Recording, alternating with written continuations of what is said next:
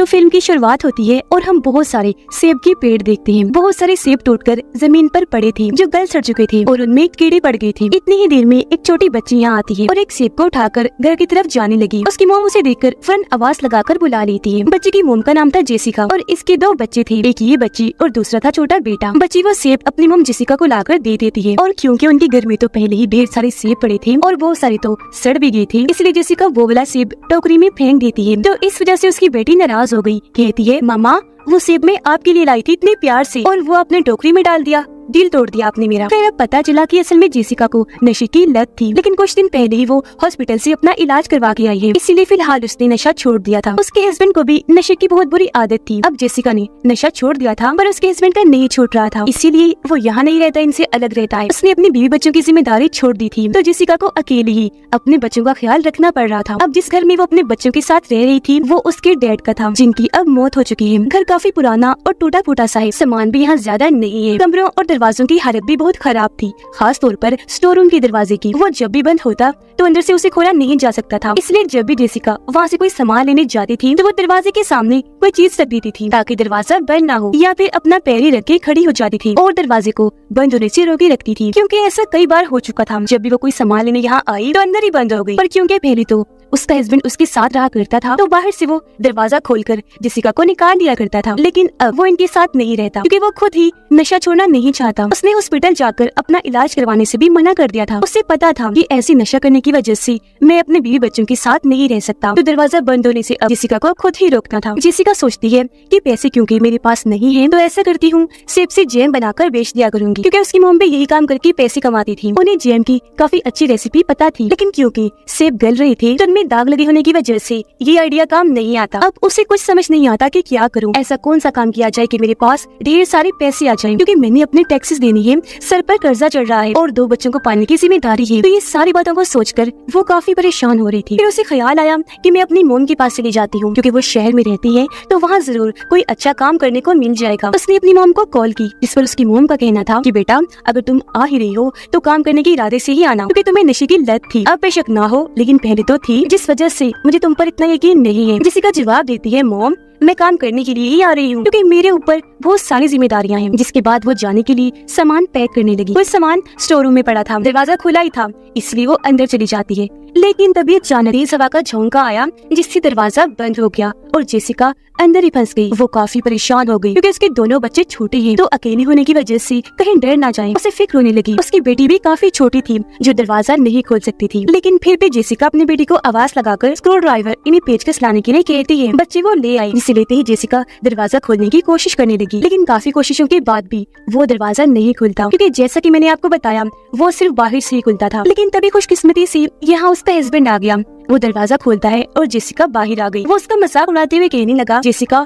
अब तो मुझे हैरानी भी नहीं होती कि तुम स्टोर रूम में बंद हो गई हो, क्योंकि ये तो तुम्हारा रोज का ही काम बन गया है। पता नहीं तुम जान के करती हो, वैसे क्या छोटी बच्ची हो, इतनी बेवकूफी कैसे कर सकती हो तुम। जेसिका बोली, पहली बात तो ये है कि नशा करने की वजह से तुम्हारा यहाँ आना मना है, और दूसरी बात कि तुमने मेरी मदद की उसके लिए शुक्रिया, लेकिन अब तुम यहाँ से चले जाओ क्योंकि तुम नशे में हो और मैं नहीं चाहती कि इसका बुरा असर मुझ पर या मेरे बच्चों पर पड़े, क्योंकि मैं नशा छोड़ चुकी हूँ। लेकिन यहाँ पता चला कि वो खुद तो आया ही था, साथ ही अपने साथ अपने दोस्त को भी लाया था जिसका नाम सैमी था। वो अच्छा आदमी नहीं था, वो भी नशा किया करता था और बच्चों को अगवा करके उनके साथ गलत करता था। इसी वजह से जेसिका को वो सख्त नापसंद था। वो नहीं चाहती थी कि वो कभी भी यहाँ आए। वो अपने हस्बैंड को बड़े प्यार से समझाती है कि तुम प्लीज यहाँ से चले जाओ और इसे भी ले जाओ, दोबारा यहाँ कभी मत लाना। ये सुनकर सैमी का गुस्सा आ गया। वो जेसिका के पास आकर कहता है कि मैंने तुम्हें क्या कहा है, हाँ बताना जरा, तुम्हें मसला क्या है मेरे साथ।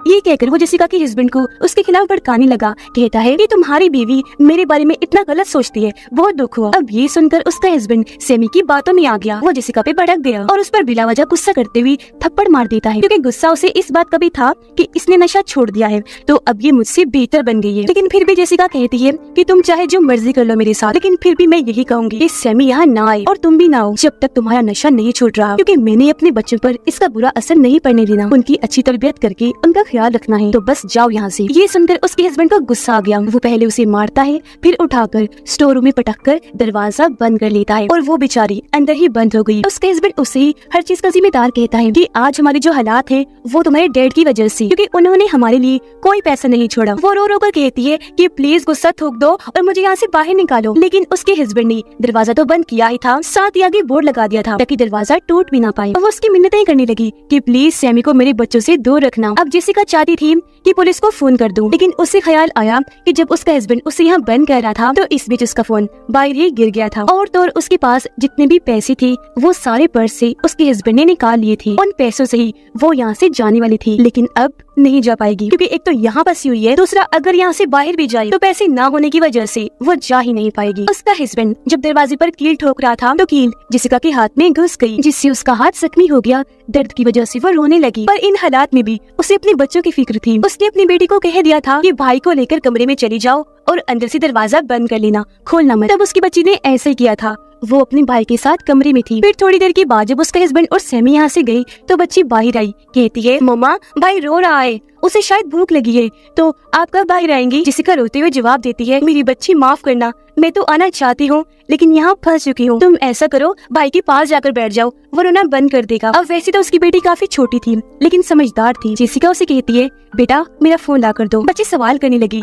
मॉम लेकिन आपने अंदर फोन का क्या करना है? ये सुनकर जेसिका को थोड़ा गुस्सा आया कि वो इस वक्त में सवाल कर रही है, लेकिन फिर अपने गुस्से पर काबू पाकर उसे समझाती है कि मैंने मेरी जान कॉल करनी है। तब बच्ची फोन लाकर उसे नीचे से पकड़ा देती है जहाँ छोटी सी जगह थी। जेसिका मोबाइल लेकर हेल्पलाइन पर फोन करने का सोचती है मदद के लिए, लेकिन यहाँ सिग्नल्स नहीं आ रहे थे इसलिए कॉल नहीं होती। वो ऐसे ही परेशान बैठी रही क्योंकि उसका घर भी ऐसी जगह पर था जहाँ दूर दूर तक कोई और घर नहीं था, तो आसपास से मदद आने की तो कोई उम्मीद थी ही नहीं। अब उसकी बेटी कहती है मामा मैंने वॉशरूम जाना है, आ जाए ना बाहर। जेसिका कहती है मेरी जान मैं कैसे आऊँ, फंसी हुई हूँ, आप ऐसा करो खुद ही चली जाओ वॉशरूम। जिस पर बच्ची जवाब देती है नहीं मामा मैं यही रहूंगी, आपसे दूर नहीं जाना चाहती। इसी वजह से वो वहीं बाहर ही यूरिन कर देती है, लेकिन ऊपर कमरे में उसका छोटा भाई भी था। उसका डायपर बदलने का वक्त हो चुका था। जेसिका उसे समझाती है कि कैसे डायपर बदलना है। तब बच्ची अपने भाई के पास गई और ये काम भी काफी अच्छे से कर लेती है। रात हो गई, मौसम खराब था तो बिजली की आवाज से बच्ची को डर लग रहा था। अब उसका भाई तो सो चुका था लेकिन बच्ची नहीं, वो दरवाजे के पास ही आकर लेट गई। जेसिका उसे हौसला देती है मेरी बेटी मैं यहाँ से बाहर आ जाऊंगी तो तुम डरना मत, ओके? जिसकी थोड़ी ही देर की बात उसकी भी आंख लग गई। जेसिका सोचती है क्यों ना मैं दरवाजा ही तोड़ दूं। वो आसपास ऐसी कोई चीज ढूंढने लगी जिससे दरवाजा टूट जाए, लेकिन वहाँ ऐसा कुछ नहीं था। अब रात ऐसी गुजर गई। सुबह उसकी बेटी कहती है मामा मुझे और छोटे को भूख लगी है। ये सुनकर जेसिका उसे स्टोर में पड़ा हुआ जैम देती है। बच्चे वो खाकर अपना पेट भरते हैं और वो खुद भी इसी पर गुजारा करती है। उसे उम्मीद थी कि आज मैं यहाँ से निकल जाऊंगी, आज मेरा हस्बैंड आ जाएगा, उसका गुस्सा ठंडा हो गया होगा, लेकिन आज के दिन भी वो नहीं आता। वो अब यहाँ रुक नहीं सकती थी, कैसे भी करके उसे यहाँ से निकलना था क्योंकि बच्चे भी अकेले होने की वजह से परेशान थे, उन्हें अपनी माँ की जरूरत थी। उसका बच्चा रोने लगा। जेसिका उसे कहती है जाओ भाई को चुप करवाओ और जब वो शांत होकर सो जाए तो यहाँ दोबारा आना, मुझे तुम्हारी मदद चाहिए। बच्चे को चुप करवाने के बाद बच्ची वापस आ गई। जेसिका उसे कहती है बेटा कुछ ऐसा लाओ जिससे मैं दरवाजा या फर्श को तोड़ सकूं। अब वो बच्ची थी, उसे कोई ऐसी चीज नहीं मिलती, लेकिन अपनी तरफ से वो कुछ न कुछ लाने लगी, कभी लकड़ी, कभी खिलौना, तो कभी चम्मच कांटा वगैरह। ये देखकर जेसिका को बहुत गुस्सा आया। वो सारी चीजें दरवाजे पर दे मारती है, बोली ये तुम क्या क्या ला कर दिए जा रही हो, ये नहीं चाहिए मुझे, इसे कुछ नहीं होगा। अब उसके गुस्सा करने पर बच्ची रोने लगी। तब जेसिका को अपनी गलती का एहसास हुआ कि मैंने उसे ज्यादा ही सुना दी, इसीलिए वो कहती है अच्छा मेरी जान आई एम सॉरी, मैंने आपको ज्यादा ही डांट दिया, प्लीज चुप कर जाओ। ये कहकर वो खुद पे जज्बाती होकर रोने लगी क्योंकि उसने भी अपनी जिंदगी में बहुत सारी गलतियाँ की थी जिनका आज उसे पछतावा हो रहा था। सबसे बड़ी गलती अपने हस्बैंड से शादी करने की। अब यहाँ स्टोर रूम में उसके पास थोड़ा बहुत नशा था जिसे वो लेने का सोच रही थी, लेकिन किसी तरह बड़ी हिम्मत करके उसने खुद को रोके रखा। फिर अब जब उसकी बेटी कोई काम की चीज नहीं लाती, इसलिए जेसिका को स्क्रू ड्राइवर से काम चलाना पड़ता है। वो उसकी मदद से फर्श को तोड़ने लगी, पर वो ये काम एक ही हाथ से कर पा रही थी क्योंकि की लगने की वजह से उसका दूसरा हाथ जख्मी था, उसे दर्द हो रही थी, साथ ही इन्फेक्शन फैलने का भी खतरा था। अब आज यहाँ सैमी आता है, वो भी बिल्कुल अकेली। इस बारे में उसकी बेटी अपनी मॉम को बताती है। ये सुनकर जेसिका काफी डर गई। अपनी बेटी को कहती है बेटा जल्दी से कमरे में चली जाओ, दरवाजे को अच्छे से बंद कर लेना और खोलना मत। बच्ची ने ऐसे किया, लेकिन अब वो खतरनाक आदमी यहाँ आ चुका था जिसका डर जेसिका को बहुत था। वो आते ही जेसिका का मजाक उड़ाने लगा। वो कहती है प्लीज दरवाजा खोल दो ना, पर वो मना कर देता है कि नहीं, मैं किसी के घरेलू मामलों में दखल अंदाजी नहीं करता। ये सुनकर जेसिका समझ गई कि ये यहाँ किस इरादे से आया है, उसके बच्चों को नुकसान पहुँचाने। वो काफी घबरा गई, उसे यहाँ से जाने का कहती है और ये भी कि मेरे बच्चों से दूर रहे, पर वो नहीं जाता। तब यहाँ मजबूरन जेसिका उसे कहती है कि मेरे पास यहाँ मेरे हस्बैंड का दिया हुआ कुछ नशा पड़ा है, अगर तुम वादा करो कि तुम यहाँ से चले जाओगी और फिर दोबारा कभी नहीं आओगी तो मैं ये तुम्हें दे दूंगी। जिस पर सैमी मान गया, कहता है ठीक है मंजूर है, ये शर्त लाओ, अब दो मुझे वो नशा। लेकिन जेसिका को उस पर भरोसा नहीं था।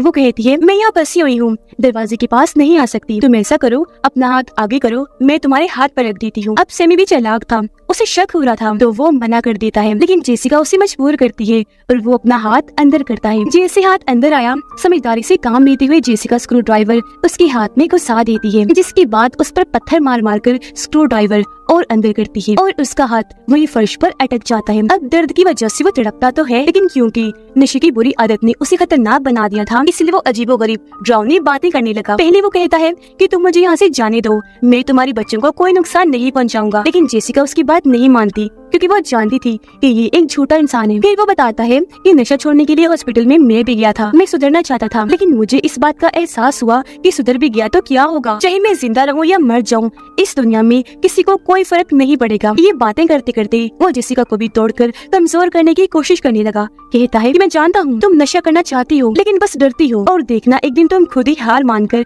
फिर से नशा करना शुरू कर दोगी।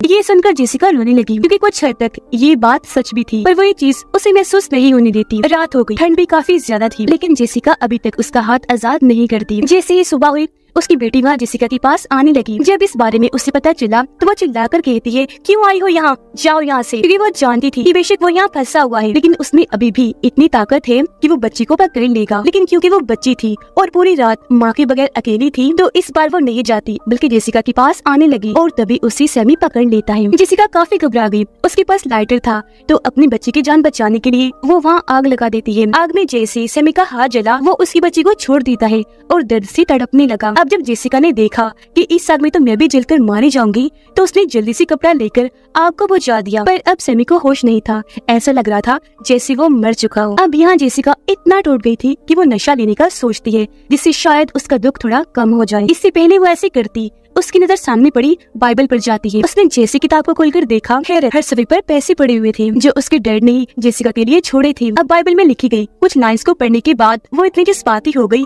कि रोने लगती है और नशा भी वही फेंक देती है। फिर वो सैमी के हाथ से स्क्रू ड्राइवर निकाल लेती है। वो बेहोश था, उसे जरा भी इस बात की भनक नहीं लगती और अब जेसिका स्क्रू ड्राइवर से फर्श की बजाय छत तोड़ने लगी। इसमें पूरी तरह वो कामयाब रही और छत को तोड़कर ऊपर वाले वॉशरूम में आ पहुंचती है। यहाँ से निकलकर वो कमरे में जाने लगी। बच्चों के पास उसे डर था कि कहीं उन्हें कुछ होना गया हो, लेकिन खुशकिस्मती से दोनों बच्चे बिल्कुल ठीक थे, जिससे उसकी जान में जान आई। अब बच्चे भूखे थे, खाना गाड़ी में पड़ा था जिसकी चाबी सैमी के पास थी। चुपके से चाबी उसके पास से निकालकर बच्चों को लेकर वो गाड़ी तक जाने लगी, पर बाहर बहुत तेज बारिश हो रही थी। वो बच्चे का दूध नहीं लाई थी, इसलिए बच्चों को लेकर वापस घर आ गई। सर्दियों का मौसम था और बच्चे क्योंकि बहुत भीग गए थे, इसलिए वो उनको घर में ही छोड़ती है क्योंकि वो बीमार भी पड़ सकती थी। अब खुद वो बाहर जाते हैं खाना लेने।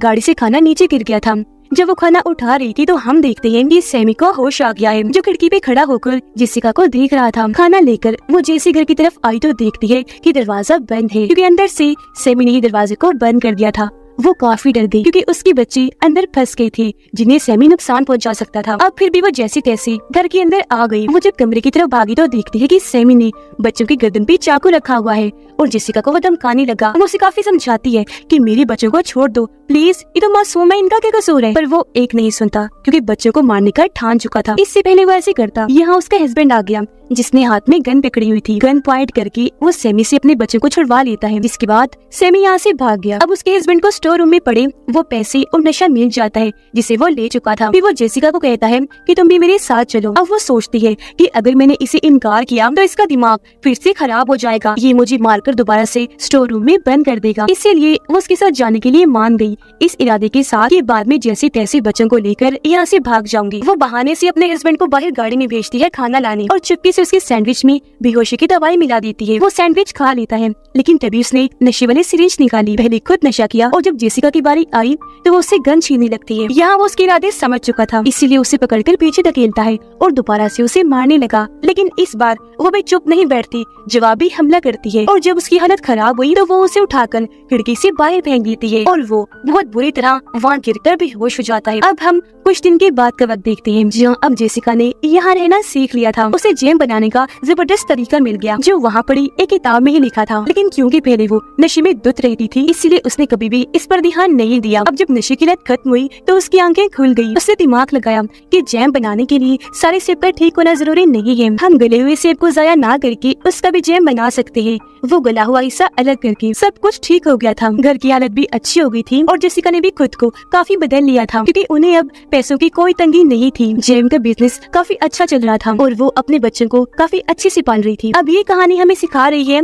कि नशा एक बुरी आदत है, इतना खतरनाक है कि हमें इससे हमेशा दूर रहना चाहिए, क्योंकि नशा करने वाले इंसान को कोई होश नहीं होती कि क्या अच्छा है और क्या बुरा। इसी मैसेज के साथ ये फिल्म इधर ही खत्म हो जाती है।